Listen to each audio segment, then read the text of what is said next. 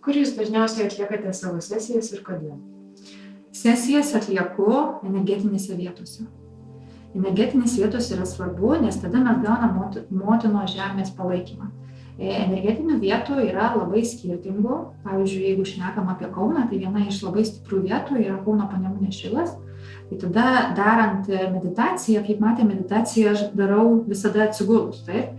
Nes tada gaunasi, kad didesnis fizinis plotas gauna palaikymą iš žemės. Nesėdim, ne mažą plotelį, o didelis plotas gaunasi, kurį gaunam susijungimą su žeme. Šiaip žmonės gali parašyti komentarą energetinės vietos ir aš tada atsiųsiu sąrašą energetinių vietų, kuris, arba galite asmeniškai parašyti sąrašą energetinių vietų, kurios iš tikrųjų yra ištirtos asmeniškai per 10 metų darbo patirtį, kurios ištirtos, kad iš tikrųjų yra veiksmas. Tai dabar noriu papasakoti įvykį, kuris įvyko būtent Kauno Panemunės šile.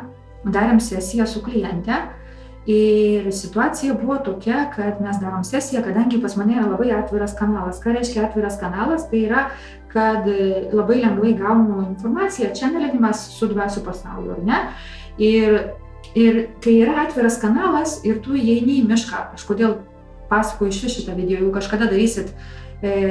kažkada darysit meditaciją miške, Kauno Panemunės, pavyzdžiui, šile, arba kitoj, Kuplių piliakalnis energetinė yra vieta, arba yra Kačerginėje, Obelinė, daug yra energetinių vietų, bet jeigu darysit energetinėje vietoje ir tai bus miškas, yra tikimybė, kad atsitiks taip, kaip man atsitiko. Tai kad žinotumėt, kaip išeiti.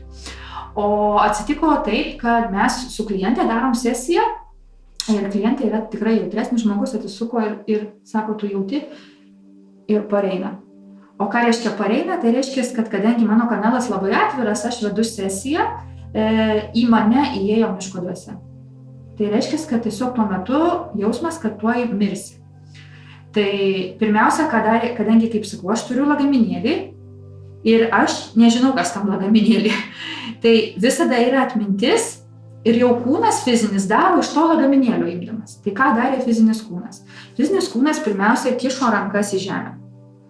Nes tuo metu tiesiog gaunasi taip jausmas, kai tave dusina, nes įeina. Tai tada rankos į žemę ir bet koks, taip ir namie, taip gali daryti lygiai taip pat. Įsikiškit rankutės iki antros falangos į žemę ir būtent žemė nuima tą visą, į žemę, ar ne? Dėl to moterims ravėjimas yra be galo svarbus dalykas, ką moteris turi daryti. Lapų rinkimas, ravėjimas, rankas kišti žemę. Čia moterims yra be galo svarbu. Toliau, ką darė fizinis kūnas? Rankų kratymas. Energija pas mus išeina, bet kaip ir matome, ar ne, dabar energija išeina per pirštus. Per pirštų galus išeina energija. Tai rankų kratydamas, kas į tave yra įlindę ir kas nenori, kad būtų tavo, tu kratai ir tada per pirštus išeina. Tada, kadangi mano siela turi atmintį, po to papasakosiu, įvykiai yra Graikijoje, buvo 7 kartai kryžius.